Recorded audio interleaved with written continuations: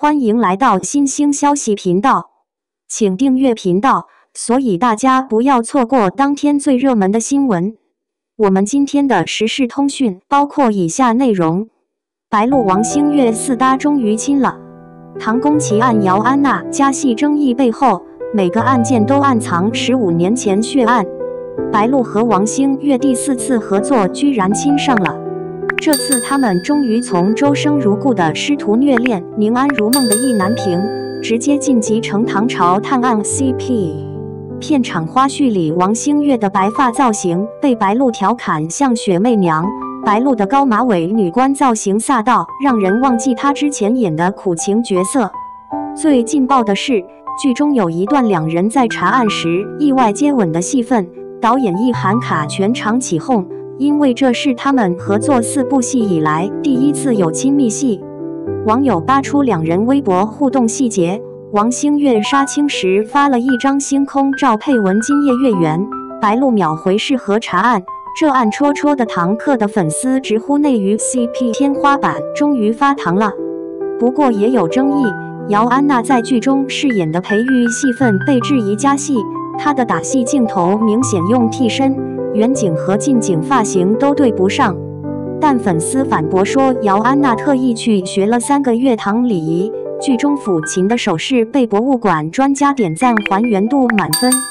唐宮奇案的案件設計簡直是為細節控量身定做的。寧遠公主死時手裡攥的染血玉畲，其實和15年前李家滅門案中失蹤的兵符是同一塊玉料。劇中每個案件的名字都暗藏玄機，壁上花紙的是後宮牆上每隔3天出現的血繪牡丹，每次花出現就有一個妃嬪發瘋。而即時密文裡新娘在花轎中變成骷髏，這個腦洞其實是編劇參考了唐代筆記小說《酉陽雜俎》裡關於冥婚的記載。白鹿這次拍打戲吃了不少苦頭。有一段在屋檐上追兇的夜戲，他吊威亞時撞到橫梁，手臂淤青半個月沒消。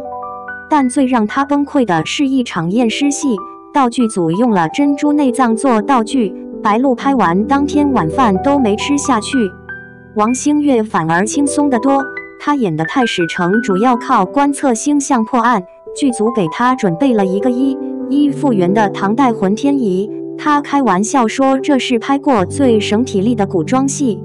導演尹濤是個細節控，劇中寧遠公主寢殿的那面羅鈿銅鏡是道具組照着法門寺的宮出土文物1比1複刻的，連羅鈿的鑲嵌角度都分毫不差。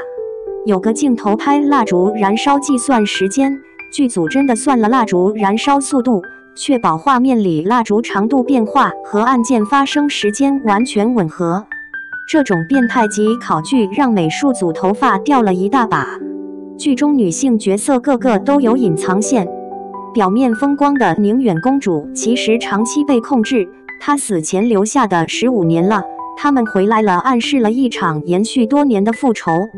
冷宮裡那個被囚禁10年，不停念叨蕭懷瑾名字的女子，其實是當年太史局失蹤的女官。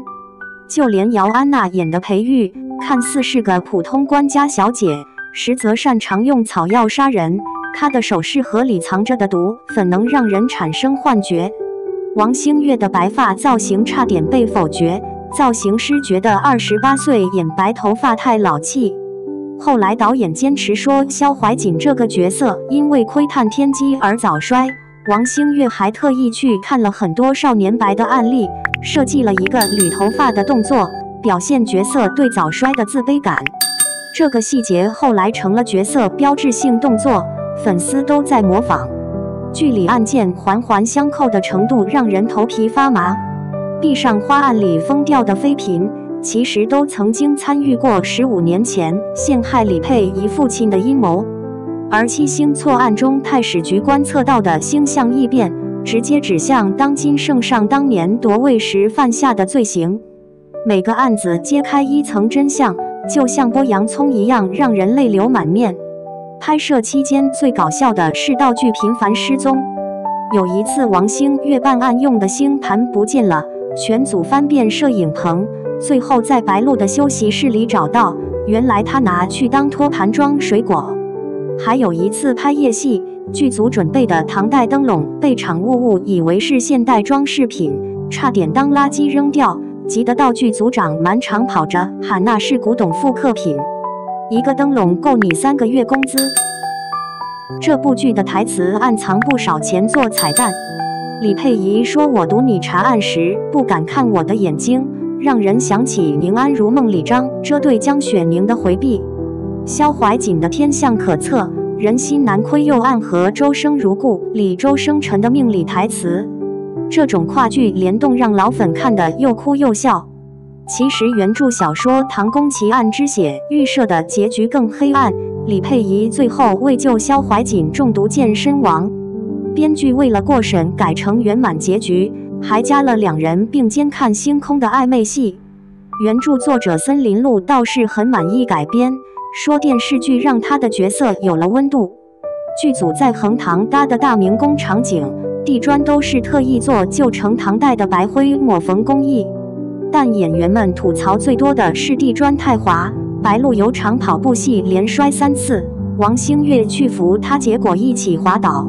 這段花絮被剪輯師配上梁祝音樂，成了劇組著名笑料。2. 白鹿王星越4搭中成官配，盛唐版福爾摩斯和華生殺瘋了。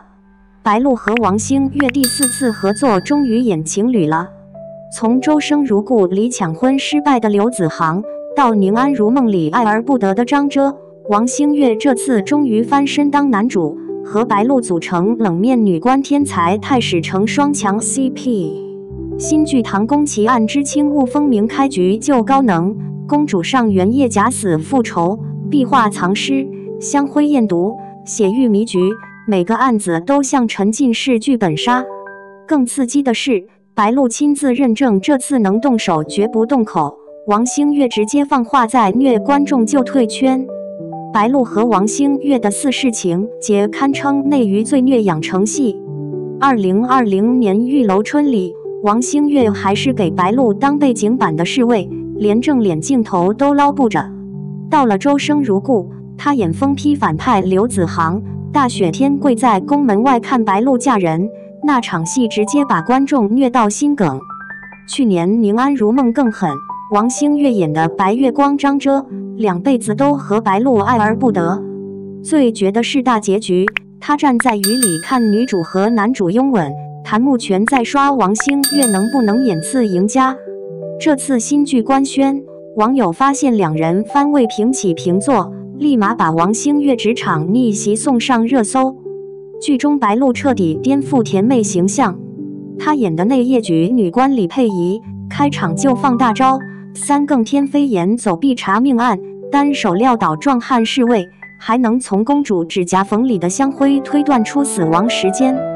有場戲她穿着男裝混進青樓，把試圖灌酒的紈絝子弟過肩摔，動作戲乾淨利落到網友狂刷姐姐娶我。王星越這次人設堪稱開掛，她演的太史成蕭懷瑾，不僅精通星象占卜，還能通過壁畫顏料判斷作案時間。首集破解公主假死案時，他拿着羅盤在蓬萊台轉了3圈，突然盯着屋檐下的冰柱說：“子時3刻根本沒下雪，你們在偽造現場。”雙引號，案件設計比唐朝詭事錄還燒腦。寧遠公主的自殺現場布滿煙霧彈，左手握毒藥卻右手指甲發黑，跪姿符合李治但裙擺褶皺方向反常。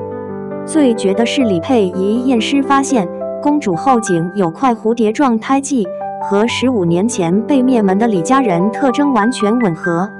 壁上花案直接把懸疑感拉滿。冷宮牆上突然出現帶血手印的飛天壁畫，每個樂伎眼睛都盯着御書房方向。蕭懷瑾用星象圖對照壁畫構圖，發現所有人物站位連起來，竟是北斗七星指向太子生辰。深宮女性命運看得人脊背發涼。才人為了證明沒給皇後下毒，當眾吞金錢，在牆上畫滿彼岸花。洗衣局宮女被誣陷偷玉佩，硬生生把自己餓成骨架就位塞進排水口逃命。有句台詞特別扎心：宮裡女人就像御膳房的雕花蘿蔔，再好看也是給主子試毒的命。雙引號，白鹿有場戲封神，他查到生母竟是血色天姿案的真兇，握着證物癱坐在暴雨裡，臉上分不清是雨水還是淚水。